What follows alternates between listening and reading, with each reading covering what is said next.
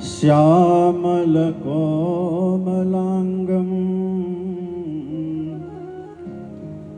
सीतासमारोपितवामभागं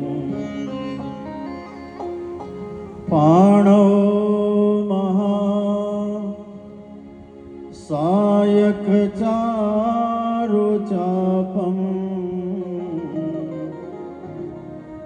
नमामि रामं रघुवंशनाथम्।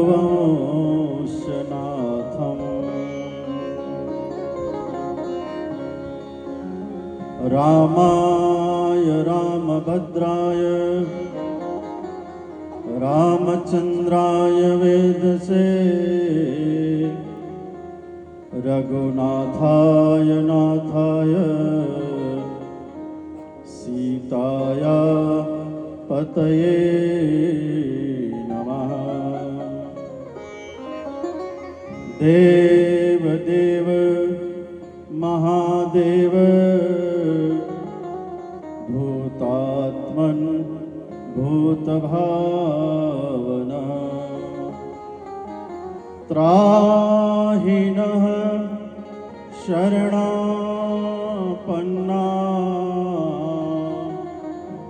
त्रैलोक्य दहनाद्विषा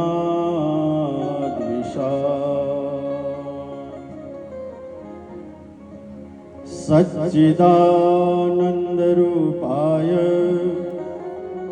विश्वोत्पत्त्यादिहेतवे तापत्रयविनाशाय श्रीकृष्णाय वयं नमः। ॐ नमो हनुमते भयभञ्जनाय सुखं कुरु फट् स्वाहा। बोलो स्वामीनारायण भगवान की जय। श्री रामचंद्र भगवान की जय। श्री चंद्रमौलेश्वर महादेव की जय।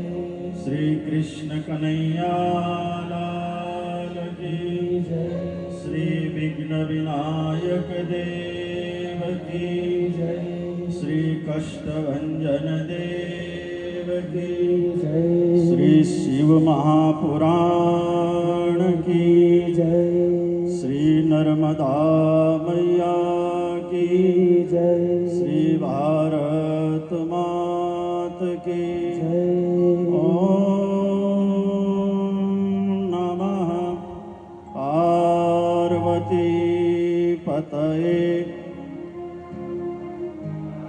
हर हर महादेव।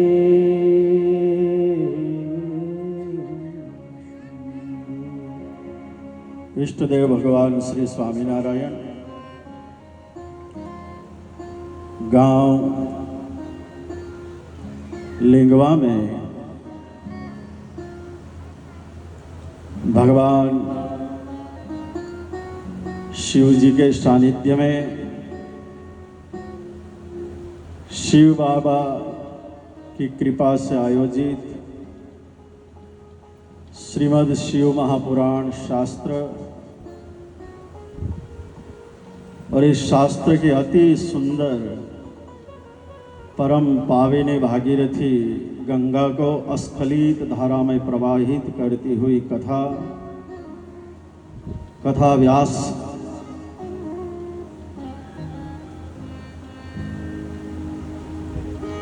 अंजलि विदुषी जोशी जी, इस सभा में उपस्थित छोटे स्वामी आशीष भगत जी, गांव लिंगवा के समस्त वरिष्ठ पंचगण, हमारे इस गांव के पारायण समिति के आयोजन कार्यकर्ता, सभी भक्तजन, कथा पंडाल में गांव परगांव से आए हुए सभी भक्तजन, माताएं, भाइयों बहनों, सबको भाव से जय स्वामीनारायण। मुझे पता है कि कथा का समय ओवर हो चुका है,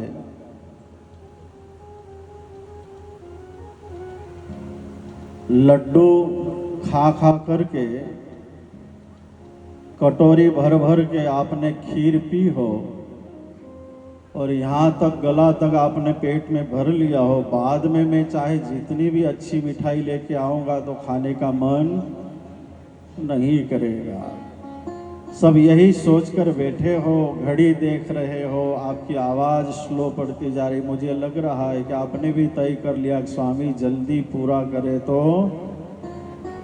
घर जाऊँ, डोबड़ वाट देखे। वैसे तो भाई ने, गिरिजा भाई ने मुझे 4 शब्द बोलने को लिए कहा था, 4 से कई गुना ज़्यादा शब्द भी हो गए। फिर भी सबसे पहले गांव लिंगवा वासियों को इतनी धूप में बैठ करके इतनी कठिन आराधना करते हुए आप सबको देख करके और आप सबको यहाँ बैठा करके, आपसे 8 फीट हाइट पर बैठ करके जो यहाँ कथा सुना रही है, और आप सब इतनी तेज धूप में भगवान शिव को प्रसन्न करने हेतु जो साधना कर रहे हो, मैं हृदय से बहुत बहुत साधुवाद और धन्यवाद आप सबको दे रहा हूँ। आज विश्व में बम गोले छूट रहे हैं, मिसाइलें छूट रही है, उससे जगत जल रहा है। हमारे भारत में आकाश से अगन वर्षा हो रही है। आज कहा जा रहा है कि 10 बजे से 5 बजे तक बाहर निकलना नहीं है। एक गाइडलाइन बताई जा रही है कि बाहर निकलोगे तो समस्या में आ सकते हो। फिर भी इतनी तेज धूप में भी आप बैठ करके भगवान सदाशिव की कथा सुन रहे हो, और इतनी बड़ी तादाद में, ये तो लिंगवा में ही संभव हो सकता है, बाकी नहीं हो सकता।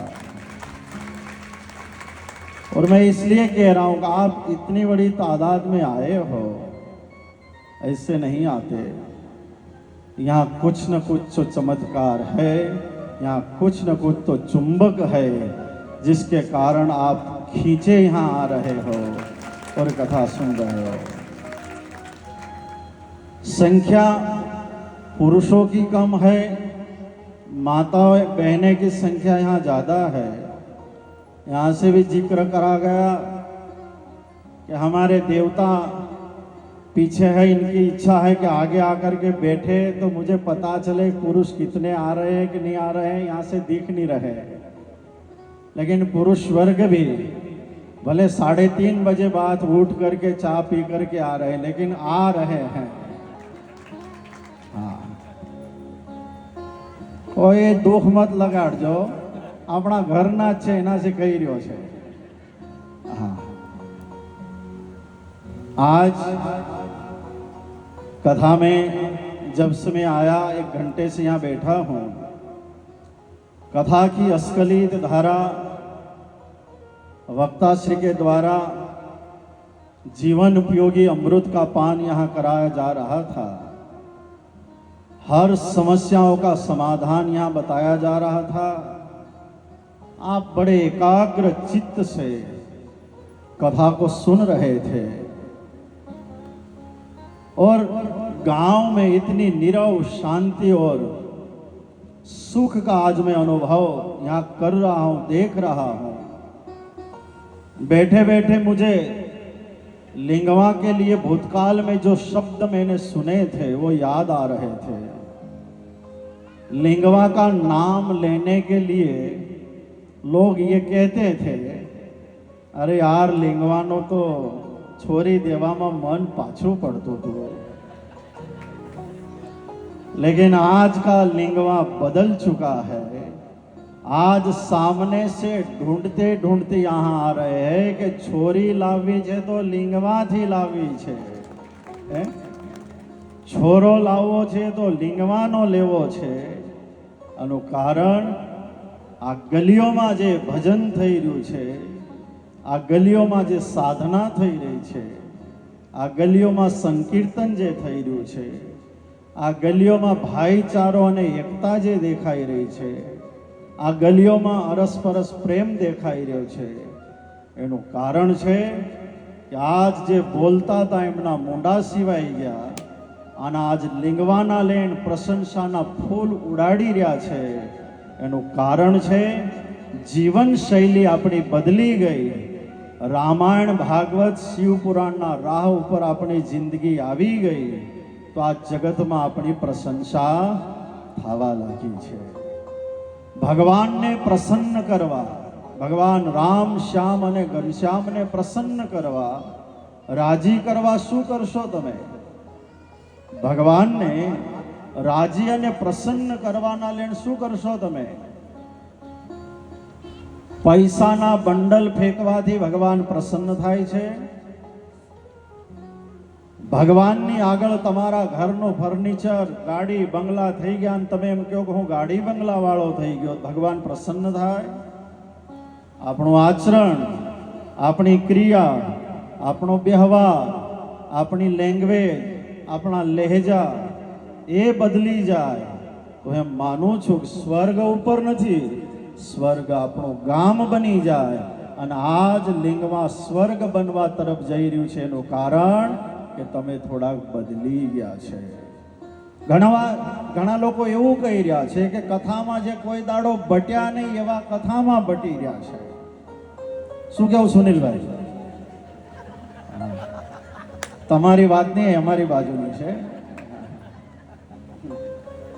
ઘણા એવું કહી રહ્યા છે કે અમે કોઈ દાડો કથામાં બટ્યા નહીં, પહેલી વાર કથા સુણી રહ્યા, કઈ પરિવર્તન લાગ્યું, કથામાં બટવા જેવું લાગ્યું, દુપારા બટવાનું મન થાય એવું હાંસી લાગ્યું, આલ્લા દાડા જતા રહ્યા એનો પસ્તાવો થયો નહીં થયો? इतने दिन कथा सुने बिना चले गए, उसका पछतावा हुआ कि नहीं हुआ? ना तो नहीं बोली रहा ने? हाँ, समझवा में फर्क पड़े। सुनील भाई कथा के यजमान है और यहाँ एक चित पर बैठ करके मैं कभी कभी देख रहा था तो ताली बजा करके कथा सुन रहे थे। सुनील भाई के लिए एक बार ताली बजाओ, यजमान के लिए। जब कोई तैयार नहीं हुआ बोली में तब हमारे सुनील भाई बोली बोलकर तैयार हुए। वाह सुनील भाई, जय स्वामीनारायण। तो आज इस कथा में सुबह से निकलकर यहाँ पहुंचना था, यहाँ के कार्यकर्ताओं का फोन भी आ रहा था, स्वामी जी आओगे कि नहीं आओ। 2-4 काम थे, लेकिन एक दुर्घटना ऐसी कल घट गई। हमारे स्वामीनारायण संप्रदाय के अहमदाबाद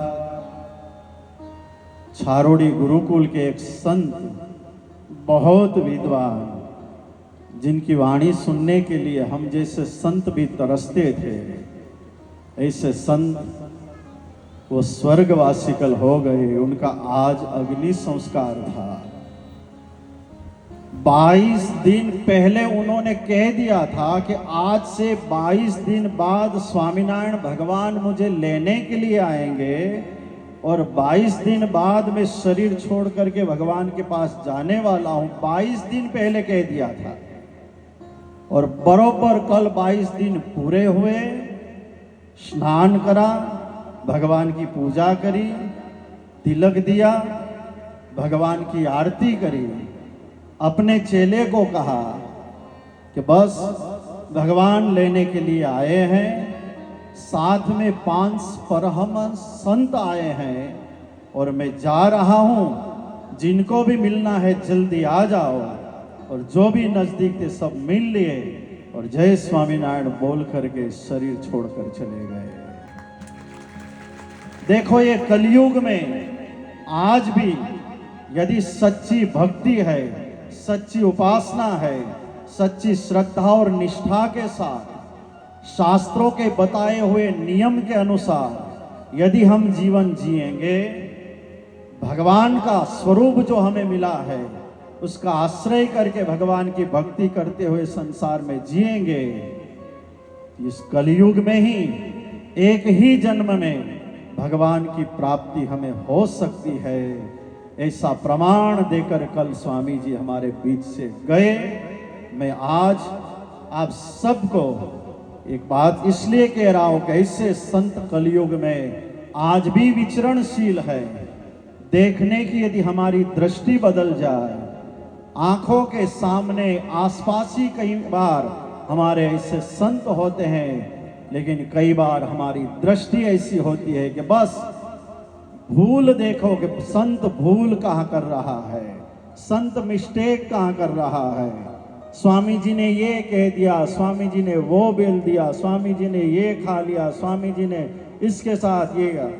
आप अपने आप को देखो, संत के पास बैठ करके जो यहाँ से कहा गया, अपने जीवन का सच्चा दर्शन यदि करना चाहते हो तो संत पुरुषों के पास जाकर के बैठ करके अपने जीवन का दर्शन करो। अपने में यदि बुराइयां हैं उसका त्याग करके स्वामी नारायण, नमः शिवाय, राधे कृष्ण, सीताराम यदि करते रहे तो एक ही जन्म में जो सिद्धि हजारों सालों में नहीं मिलती, भगवान के चरणों की प्राप्ति करना बहुत कठिन है। लेकिन निष्कपट भाव से भगवान के चरणों का आश्रय कर लिया और भगवान के आप बन गए तो एक ही जन्म में ये सिद्धि आपको मिल सकती है, इसमें कोई शंका का स्थान नहीं है। तो आप सबको मैं बहुत बहुत साधुवाद धन्यवाद देता हूं। जीवन लंबाई से महत्व नहीं रखता। हमारा ये जीवन, हम कितना लंबा जीवन जिए इससे कोई महत्व नहीं। 80 साल जिए, 90 साल हम जीवन जिया, महत्व नहीं। जीवन गहराई पूर्ण होना चाहिए। जीवन में गहराई होनी चाहिए। कौन सी गहराई? जीवन में गहराई ये होनी चाहिए कि हम भगवान के बने के नहीं, हम अपने माता पिता के बने के नहीं, हम हमारे साधु पुरुषों के बने के नहीं, संतों ने शास्त्रों ने जो हमें कहा उस राह पर हम है कि नहीं। ये गहराई यदि ना हो, जीवन का कोई अर्थ नहीं। ये जीवन मिला है किसी परम उद्देश्य को प्राप्त करने के लिए जीवन मिला है। ये जीवन मिला है किसी परम तत्व को पाने के लिए जीवन मिला है। खाना पीना संसार में सभी प्राणी पशु पक्षी कर रहे हैं, लेकिन महत्ता नहीं है। हमें ये जीवन मिला है, इससे यदि हम जीवन का परम उद्देश्य साध लें, परम तत्व को हम जान लें, तो ये जीवन की सफलता है। नहीं तो एक कहानी हम सुनते आए हैं कि एक बुढ़िया बचपन में मर गई। सुनते हैं कि नहीं? एक कहानी हम सुनते हैं कि एक बुढ़िया बचपन में मर गई। अब ये कहानी इतनी सी ही है, छोटी कहानी है कि बुढ़िया बचपन में मर गई। अब इसमें विरोधाभास है, विसंगति इसमें है कि बुढ़िया और बचपन और मर गई। बुढ़िया है, अब बुढ़िया है तो बचपन में कैसे मरेगी? लेकिन हम कहते हैं ये कहानी को बार बार कई बार सुनी है कि बुढ़िया बचपन में मर गई। क्या मतलब है इस कहानी का? चलो इसके पीछे की एक और कहानी है, सुनना है? समय हो तो सुनाओ, नहीं तो मैं समय ज्यादा लेना नहीं चाहता। समय है आपके पास? हाँ, आई सामने आई जाओ जरा। हाँ, मैंने खबर पड़े, खूब खूब हाथ करो।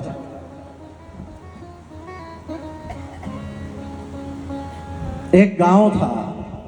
गांव में धन्ना सेठ, सेठ की पत्नी, सेठ का बेटा और बहू, परिवार सुखी था। गांव में सब धन्ना सेठ करके पुकारते थे। सुखी संपन्न घर था। एक दिन एक संत महात्मा विचरण करते हुए, सत्संग कराते हुए जा रहे थे। भिक्षा का समय हुआ। करीब 11:30-12 बजे का समय था। महात्मा ने डोरबेल बजाया। धन्ना सेठ बैठे थे, पेपर पढ़ रहे थे। धन्ना सेठ खड़े नहीं हुए।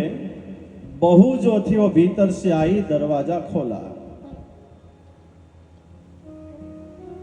महाराज को देखते ही, बोलो महाराज जी, भिक्षाम देहि। बहू गई, भिक्षा लेकर के आई और महाराज के पात्र में भिक्षा दी। लेकिन बहू ने पूछा, नवयुवान महात्मा थे, त्याग और वैराग्य से पूर्ण जीवन था। महात्मा को पूछा कि महाराज इतने जल्दी क्यों आ गए? इतने जल्दी क्यों आ गए? अब 12 बजी थी, फिर भी बहू ने यह प्रश्न करा कि इतने जल्दी क्यों आ गए? धन्ना सेठ ने सुना, घड़ी देखी, 12 बजे थे। बहू पूछ रही थी इतने जल्दी क्यों आ गए? धन्ना सेठ को लगा कि बहू भी गजब का प्रश्न कर रही है। 12 बज गए फिर भी कह रही कि इतने जल्दी क्यों आ गए? महाराज ने जवाब दिया कि समय का पता नहीं था। महाराज ने क्या जवाब दिया? समय का पता नहीं था। महात्मा जैसे वापस जाने लगे, महात्मा ने एक और प्रश्न करा कि बेटी, बुरा न माने तो एक प्रश्न करूं, तेरी उम्र क्या है? अब धन्ना सेठ ने सुना, एक संत होकर के आज स्त्री की उम्र पूछ रहा था। धन्ना सेठ को लगा कि महाराज को इतना भी पता नहीं कि साधु होकर उम्र पूछ रहा है, और वैसे भी स्त्री की उम्र नहीं। जरा कोई ने काकी कही दो तो मोढું बिगड़ी जाए। हाँ, उम्र लायक हो 60-70 सालना, पण बाल एवा काळा करीने निकळ्या होय, ए मेकअप में पैसा थोड़ा कम बिगाड़जो। आज पेलू निकलू छे पार्लर, शू कहेवाय एने? केवू पार्लर? बोलो, ब्यूटी पार्लर। युवान छोरीओ ब्यूटी पार्लर में जाए तो बराबर छे, शादी आदि ना प्रसंग आवे तो 60-60 सालनी डोकरीओ जावा मळी।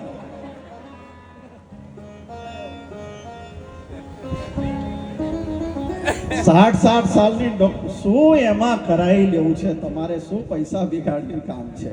आवा कार्य थाता होय त्यां पैसा दो तो तमारा पैसा लेखे लागे। त्यां पैसा वापरीने तमे ए घड़ीकमां नहीं हसी सकातुं।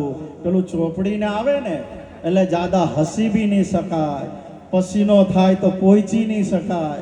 जो ये करवा जाए तो पेलो चूहो खाईने बिल्ली बट्टी होय ने एवुं थई जाय। हाँ, पण तमारी वात नहीं हाई, अमारी बाजुनी वात। तमे एवुं कई नहीं करता होय, करो छो एवुं? आ हसी रह्या छे दाळमां काळो। हाँ, के दाळ काળી छे, आखी दाळ काળી छे। सब जोड़ने मालूम छे कि स्वामीजी कही रह्या छे वात सही। कोण बोल्યું छे? हाँ, एला गुનેગાर छे वाला। तो महाराज ने उम्र पूछी, बेटा उम्र क्या है? बेटी ने जवाब दिया कि महाराज जी 5 साल की मेरी उम्र है। क्या कहा? 5 साल मेरी उम्र हुई। धन्ना सेठ सुन रहा था, उसे लगा कि ये बहू पागल हो गई है क्या? शादी करके बेटा घर में इसे लाया है, 10 साल तो शादी के हो गए, और ये बोल रही है कि मेरी उम्र 5 साल की है। मन में क्रोध करके धन्ना सेठ बैठा है। उसी समय महाराज ने दूसरा प्रश्न करा कि बेटी एक बात और पूछूं? हाँ, तेरे पति की उम्र क्या है? महाराज जी, मेरे पति की उम्र 2 साल है। धन्ना सेठ शरीर से कांपने लगे गुस्से में, अब मैं इसे छोड़ूंगा नहीं। बेटा मेरा है, मुझे पता है कि बेटे की उम्र क्या है, और ये बोल रही 2 साल की उम्र। पगला गई है। मुझे था कि पढ़ी लिखी बहू लाया हूं, लेकिन लगता है तो पागल है।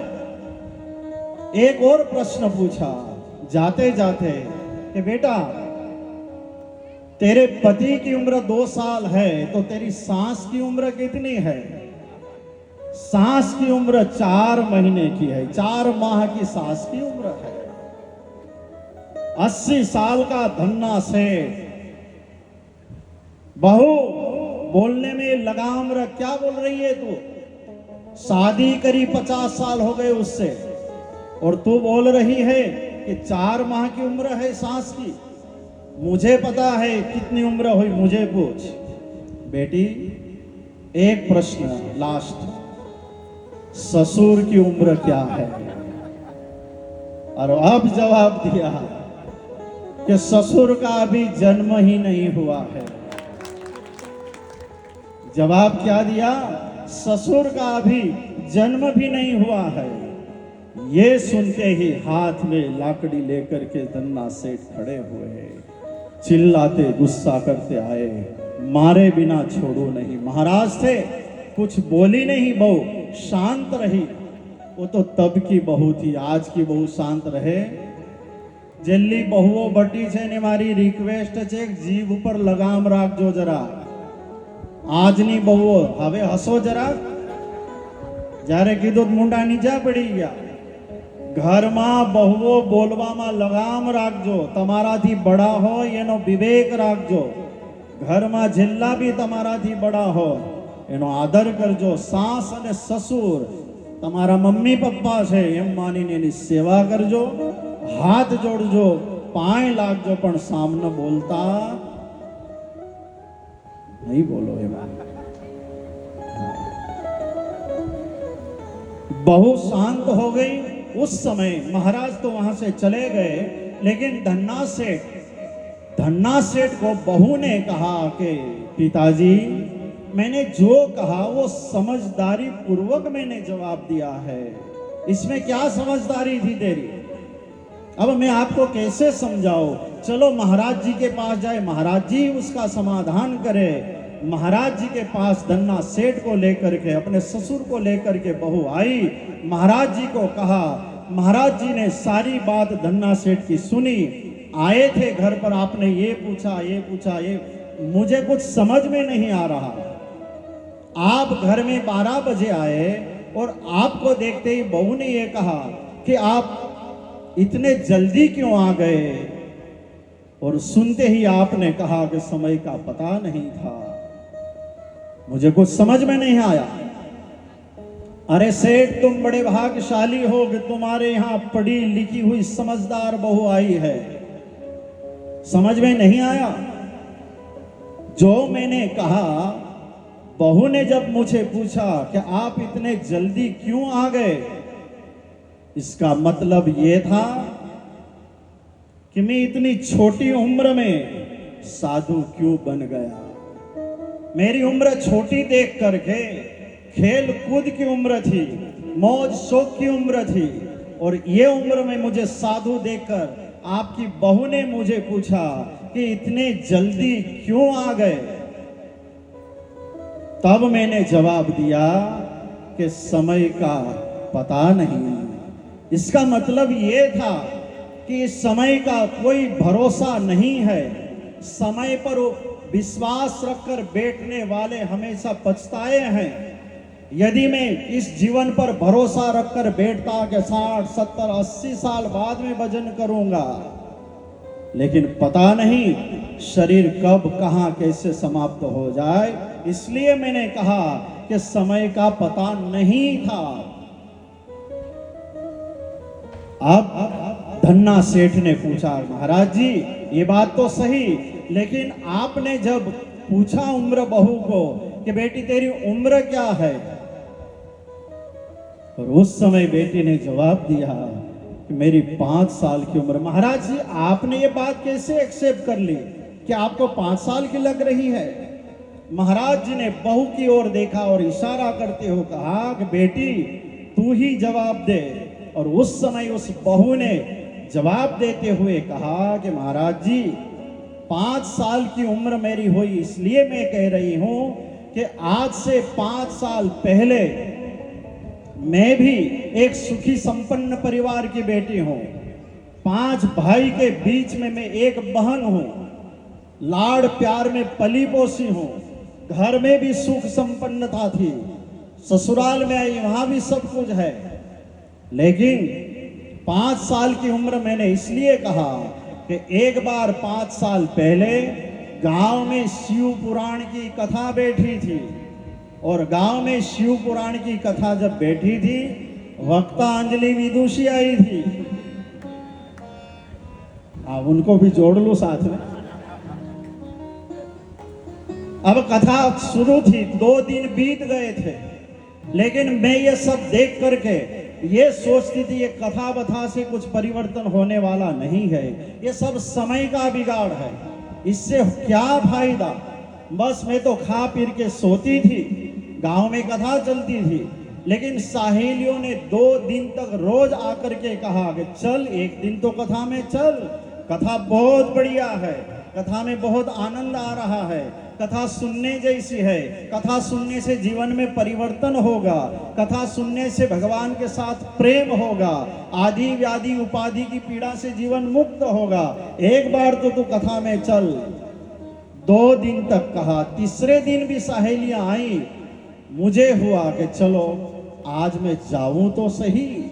तो मैं कथा में गई, और कथा में जब मैं गई कथा सुनने के लिए, बाकी के 4 दिन मैंने जो कथा सुनी, उस समय मुझे लगा कि सचमुच जो जिंदगी आज तक गई वो तो बेकार गई। लेकिन आज के बाद मैं नियम ले रही हूं कि घर में सुबह में उठ करके पहले स्नान करूंगी, पूजा करूंगी, पूजा के पश्चात गांव के मंदिर में दर्शन के लिए जाऊंगी, और उसके पश्चात अन्न और पानी का मैं ग्रहण करूंगी, उसके पहले मैं नहीं करूंगी। ये नियम मैंने लिया और मैंने भक्ति मार्ग अपनाया। उस दिन मेरा जन्म हुआ और उससे आज तक 5 साल हुए। आज मैं 5 साल की हुई, मेरी उम्र में 5 साल की हो गई। ठीक है, 5 साल की उम्र, लेकिन पति की उम्र आपने बताई 2 साल की, वो कैसे?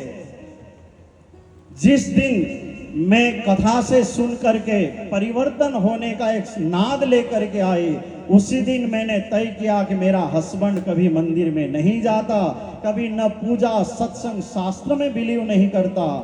जब तक उनको मंदिर में मैं नहीं ले जाऊंगी, तब तक मैं भी उनका पीछा छोड़ने वाली नहीं हूं। और ऐसी पीछे पड़ गई कि बस आज से 2 साल पहले एक दिन समय था, मेरी बर्थडे थी। उस दिन वो बाहर से खुश होकर के आए, देवी तू जो चाहे मांग ले, जो चाहे आज मैं दूंगा। उस दिन मैंने उससे मांगा कि मुझे धन नहीं चाहिए, गले का सेट नहीं चाहिए, नेकलेस नहीं, कुछ नहीं चाहिए, लेकिन जो मैं मांगू वो मुझे मिले। हाँ मिलेगा, मांग। और उस समय मैंने उससे मांगा कि मंदिर में जाने के पश्चात खाना पीना सब शुरू करो और निर्व्यसनी बनो। उस दिन उसने मुझे प्रॉमिस करा, मंदिर जाने लगा, सत्संग करने लगा, और आज मुझसे भी बड़ा भक्त बन गया है। इसलिए मैं कह रही हूं कि मेरे पति की उम्र 2 साल की है, मेरे पति 2 साल के हुए। अब मैं सास को कैसे समझा सकूं, सास को मैं कैसे समझा सकूं? तीसरा सवाल कि सास की उम्र कितनी? 4 माह की। तो जब से मैं मंदिर में जाने लगी तब से सास के पीछे पड़ी थी, और ऐसा नियम मैंने रखा कि सास जब तक मंदिर में न जाए तब तक मैं मीठा नहीं खाऊंगी। एक दिन 4 माह पूर्व मेरी सास को पता चला कि मेरे लिए मेरी बहू मीठा नहीं खा रही है, तो क्यों न बहू की बात मान लो। और 4 माह पूर्व मेरी सास ने मेरी बात एक्सेप्ट करी, साधु संत शास्त्र मंदिर पूजा पाठ में बिलीव करने लगी, परिवर्तन हो गया जीवन का। तो मेरी सास की उम्र हो गई 4 माह की। अब धन्ना सेठ को पसीना आ गया, धन्ना सेठ पसीना पहुंचने लगे कि अब मेरी बारी आई है। तो ससुर जी का जन्म ही नहीं हुआ, मेरे पास मेरे ससुर जी पिताजी के रूप में बैठे हैं। महाराज जी पूछो इनको, कभी अपने हाथों से दान करा है, कभी अपने हाथों से गरीबों को खिलाया है, कभी रामायण पढ़ी है, कभी मंदिर में गए हैं? इतने साल हो गए, 80 साल की उम्र होने आई, फिर भी ये कभी मंदिर पूजा स्थल में साधु संत में बिलीव नहीं करते, मानते नहीं। अभी इनकी उम्र होने आई, इसलिए मैंने कहा कि ससुर का भी जन्म हुआ ही नहीं है। ससुर को पछतावा हुआ। ससुर ने अपने बहू के चरणों में हाथ जोड़े कि बेटी आंखें खोल दी, आज से मैं नियम लेता हूं कि मैं गरीबों को अन्न दान करूंगा, वस्त्र दान करूंगा, धन दान करूंगा। सेठ गया घर जाने के पश्चात अपने जो भी मुनि मादी थे उनको बुला करके कहा, जो भी भंडार भरे हैं भंडार में से अन्न बांटने लगो, गेहूं देने लगो। अब गेहूं सड़े हुए थे, हाँ सड़े हुए गेहूं बांट दो पहले। हाँ जितने सड़े हुए गेहूं थे वो बांट दो पहले। बहू समझ गई कि अभी सिद्धांत बरोबर समझ में नहीं आया, तो वहीं से गेहूं घर में बुला करके उसी गेहूं को सड़े गले जो भी गेहूं थे उसको पिसा करके उसी का आटा बना करके रोटी भी ससुर को खिलाने लगी। 2 दिन तो ससुर कुछ बोले नहीं, तीसरे दिन कहा कि रोटी में कुछ स्वाद नहीं आ रहा है, बहू ये कैसी रोटी बना रही है? पिताजी ऐसी ही रोटी आपको भी मिलने वाली है, आज से प्रैक्टिस कर लो खाने की। मतलब कि आप लोगों को सड़े गले गेहूं खिला रहे हो गरीबों को और नाम दान से लिखवा रहे हो। पिताजी ये अच्छा कर्म नहीं है। हाँ बेटी मेरी, इसमें भी भूल हो गई। धन्ना सेठ ने उसमें भी परिवर्तन करा। मेरा कहने का तात्पर्य इस बात से इतना ही है कि एक बुढ़िया बचपन में जिस दिन हम भगवान से विमुख होकर के चाहे जितना लंबा जीवन जिए लेकिन भगवान के नहीं बने, तो समझो जिस दिन जन्मे उसी दिन हमारी मौत हो गई है। जिस दिन हम जन्मे उस दिन हम मर चुके हैं। लेकिन जिस दिन हम भगवान के बने, गले में भगवान की कंठी आई, मंदिर में जाने लगे, साधु संत की बात मानने लगे, उस दिन हमारा जन्म हुआ। तो सच्चा जन्म वही है। और जितनी उम्र भगवान के बन करके जिए बस वही श्रेष्ठ है। बाकी शरीर से 100 साल जिए, खाए पिए मौज शौक करा, कोई मतलब नहीं है इसका। इसलिए आप सबको रिक्वेस्ट है कि सफर बहुत छोटा है। ये शब्द सुन लो, खूब ध्यान से सुन लो, सफर बहुत छोटा है। 7 दिन की यात्रा कराने के लिए वक्ता आयोजन ने वक्ता श्री को यहाँ बुलाया था। कितने दिन बीत गए सब न मालूम है, सब गिनी रहा है, जल्दी पूरू था, आ માંડવા છૂટે કથામાં શું આવ્યું હમણાં પૂછીશ તો કઈ નહીં યાદ, દાડા સબ ને યાદ છે। હા અને લુગદી બની રહી છે, હું देखीને આવ્યો તઈ લુગદી તૈયાર થઈ રહી છે। तो सफर बहुत छोटा है और छोटे सफर में ऐसा कर लेना कि जीवन में पूर्ण आनंद की अनुभूति हो। ट्रेन में एक मुसाफिर सामान लेकर के चढ़ा और सामान रखते हुए एक को ऐसा जोर से धक्का लगा, बारी की ओर वो लुढ़क गया, इतना धक्का लगा। लेकिन थोड़ी देर बाद उस व्यक्ति ने जिससे धक्का लगा उसकी ओर जब देखा, वो व्यक्ति उसकी ओर देखकर हंसने लगा। थोड़ी देर बाद सामान रख के जिसके द्वारा धक्का लगा था उस व्यक्ति ने उसको पूछा, मुझे लगा कि 2-4 गाली खानी पड़ेगी लेकिन तू तो मुस्कुरा रहा है। तब उस व्यक्ति ने कहा कि गाली देकर दुश्मनी लेकर के मैं यहाँ से जाऊं, हमारा सफ़र कितना लंबा है। हमारा सफ़र एक स्टेशन का है, 2 स्टेशन के लिए है, और इससे उतरने के बाद में मैं गाली देकर मेरा मगज खराब करो, आपके लिए मैं खराब एक भाव लेकर के जाऊँ, इससे तो अच्छा स्माइल में दे कर के जाऊँ। सफ़र बहुत छोटा है, ये बात मैं इसलिए कह रहा हूँ, आपस में उलझना नहीं। इसने मुझे ये कह दिया, वो कह दिया, ये गाली दे दी, वो गाली, इससे दिमाग को खराब नहीं करना है। क्यों? सफ़र बहुत छोटा है। छोटी सी जिंदगी में, छोटा सा सफ़र में ऐसा काम कर लो कि बस जीवन का पूर्ण आनंद हमें मिले।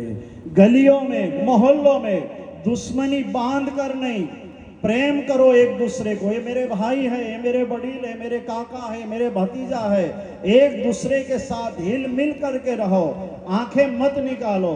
छोटा सा सफर है, और छोटा सा सफर में यदि हम हंस करके जिएंगे, एक दूसरे को गले लगा करके जिएंगे, तो कभी हमें अशांति का अनुभव नहीं होगा और भजन करने में आनंद आएगा। समय बहुत हो चुका है, बात निकली थी इसलिए मैंने थोड़ा समय ज़्यादा ले लिया, और वो भी आपको पूछ करके लिया। कोई ब्लेम न करना यहाँ से खड़े हो करके। स्वामी जी को माइक मिल गया था तो मिलने के लिए नाम नहीं ले रहे थे, लेकिन मैं माइक अभी रख रहा हूँ। फिर से आप सबने जो जो ये कार्य करा है, शिवगिरी बाबा के निमित्त बना करके, उनके ही सानिध्य में जहाँ बाबा बैठते थे, उठते थे, चलते थे, आशीर्वाद देते थे, ऐसी तपस्वी जो भूमि है वहीं बैठ करके आप अच्छे वाइब्रेशन वाले स्थान पर बैठ करके आज कथा सुन रहे हो, और कथा भी सुनाने वाले ऐसी वक्ता आपको मिली है। धन्यवाद है वक्ता श्री के लिए। ताली बजा करके बहुत बहुत शुभेच्छा, शुभकामना दो। और मैं यहाँ आसपास के गांव वाले जो भी आए उनसे भी रिक्वेस्ट करता हूँ कि ऐसे वक्ताओं के द्वारा गांव में कथा होनी चाहिए। वो इसलिए कह रहा हूँ कि मूल कथा के ऊपर भजन दे करके मूल कथाओं को सुनाना, ऐसे वक्ता बहुत कम मिलते हैं। जोक्स करने वाले या फिर आधुनिकता को ज़्यादा कहने वाले तो मिलेंगे, मूल कथा को समझा करके और आज की समस्याओं का निराकरण बताते हुए कथा करने वाले सुंदर वक्ता हमें मिले हैं। तो फिर से एक बार हाथ ऊंचे करके ताली बजा के वक्ता के लिए बहुत बहुत साधुवाद और धन्यवाद मैं यहाँ से दे रहा हूँ। हमारे कष्टभंजन सेवा समिति की ओर से आशीर्वाद के रूप में एक शॉल, एक श्रीफल, एक माला और यहाँ से छोटी सी मंदिर की ओर से वक्ता को भेंट देनी चाहिए, लेनी नहीं चाहिए। लेकिन वक्ता ऐसे महान है तो वहाँ से एक कवर एनवलप तैयार करके स्वामी जी के लिए भेजा के स्वामी जी को दे देना। लेकिन आज हम श्रोता बन के आए हैं, जिस दिन आपके यहाँ वक्ता बन के आए उस दिन बड़ा कवर देना।